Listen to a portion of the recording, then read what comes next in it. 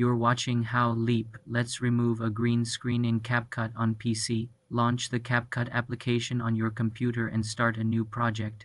Import your video clip with the green screen background by dragging it into the timeline. Select the clip on the timeline, then in the top toolbar, click on Video Effects in the Effects panel on the left. Find and select the Chroma key effect.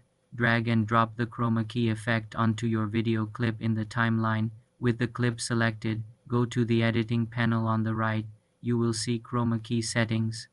Click the color picker next to key color and click on the green area of your video in the preview window to select the green you want to remove. Adjust the intensity and offset sliders until the green background disappears completely. Use the edge feather slider to smooth the edges of your subject. If some green remains, can use the color correction tools to tweak the hue and saturation. You can also add a new background by importing another image or video and placing it on a track below your green screen clip.